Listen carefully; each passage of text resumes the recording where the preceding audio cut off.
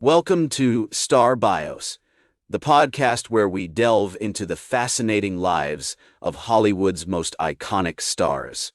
I'm your host, Casey Gold, and today we're shining the spotlight on a musical legend who left an indelible mark on the world, John Lennon. This charismatic singer-songwriter, peace activist, and cultural icon is widely regarded as one of the most influential musicians of the 20th century. With his quick wit, acerbic tongue, and poignant songwriting, John Lennon's legacy continues to inspire generations of music lovers. Born on October 9, 1940, in Liverpool, England, John Winston Lennon was the son of Julia Stanley and Alfred Lennon, a merchant seaman. His early life was marked by turmoil, with his father's frequent absences and his parents' tumultuous relationship, ultimately leading to their divorce when John was just 5 years old.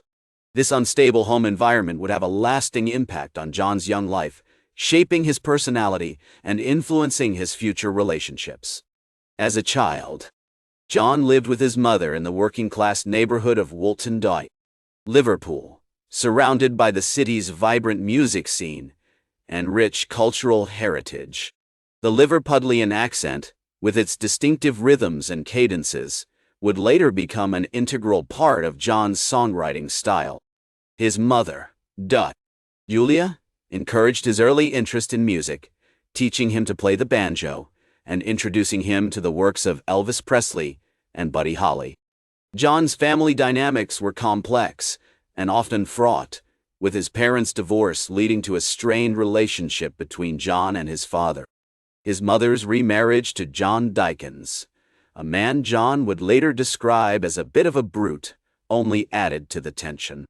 Despite these challenges, John found solace in his music, using it as an outlet for his emotions and a way to connect with others.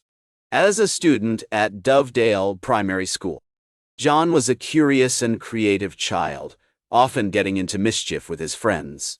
His love of literature and poetry was fostered by his mother, who encouraged him to read widely and explore the works of authors like Lewis Carroll and Edgar Allan Poe. The Liverpool Central Library, with its imposing stone facade and musty smell, became one of John's favorite haunts, where he would spend hours browsing through shelves, stacked with books and discovering new authors. John's formative years were also marked by a deep love of rock and roll and skiffle music, which was sweeping the UK in the late 1950s. He taught himself to play the guitar, forming his first band, the Quarrymen, with friends from school, including Pete Shotton and Eric Griffiths.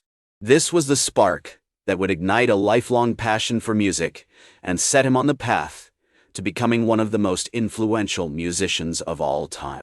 As we explore John Lennon's early life, it becomes clear that the seeds of his future success were sown in these formative years. The combination of his family's complicated dynamics, his love of music and literature, and the vibrant cultural landscape of Liverpool all contributed to the development of a truly original and innovative artist. With his unique perspective on life, shaped by his experiences and influences, John Lennon was poised to make his mark on the world. It was during this time that John met Paul McCartney, a talented young musician who shared his love of rock and roll and skiffle music. Their meeting at a church fete in 1957 marked the beginning of a creative partnership that would change the face of popular music forever. As John later recalled, "I was impressed by his talent and I thought, this guy is great." The two began writing songs together, drawing inspiration from their shared love of Elvis Presley, Buddy Holly, and Chuck Berry. As the Beatles took shape, with George Harrison and Pete Best completing the lineup, they honed their craft in the clubs and bars of Liverpool's vibrant music scene. Their unique sound, which blended rock and roll with folk and pop influences, quickly gained a loyal following. John's acerbic wit and sharp songwriting skills were already evident in early songs like Love Me Do and Please Please Me, which showcased the band's irreverent humor and catchy melodies. The Beatles' big break came in 1962 when they were signed to Parlophone Records by producer George Martin. Their first single, Love Me Do, was a moderate success, but it was their second single, Please Please Me, that truly launched them into the stratosphere. The song's infectious energy and John's witty lyrics captured the hearts of music fans across the UK, and soon the Beatles were playing to sold-out crowds and appearing on television shows like Top of the Pops. As the Beatles' popularity soared, they embarked on a series of groundbreaking tours, including their historic appearance on The Ed Sullivan Show in 1964.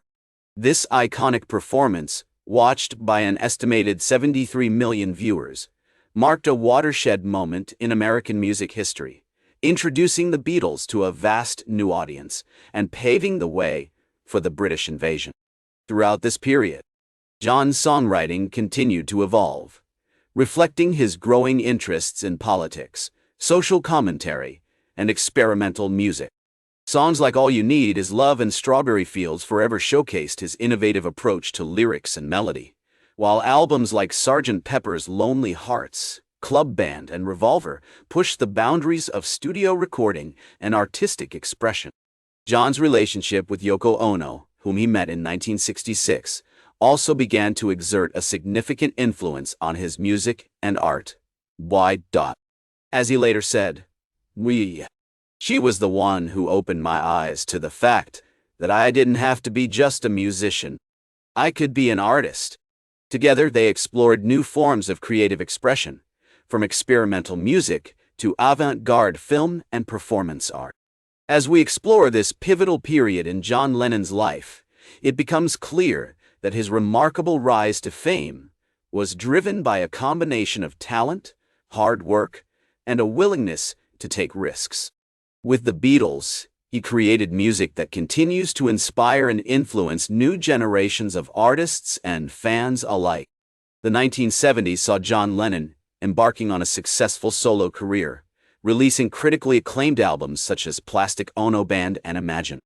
These albums not only showcased his growth as a songwriter, but also reflected his increasing involvement in political and social issues.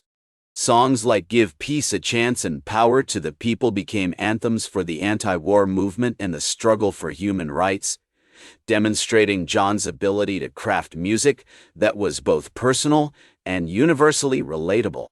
John's relationship with Yoko Ono continued to be a source of inspiration and collaboration. Together, they engaged in various artistic projects, including experimental films and performances that challenged traditional notions of art and music.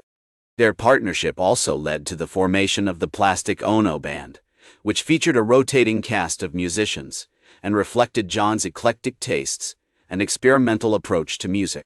One of the most significant aspects of John Lennon's later years was his activism. He and Yoko became vocal critics of war and advocates for peace, using their platform to raise awareness about issues such as the Vietnam War and nuclear disarmament.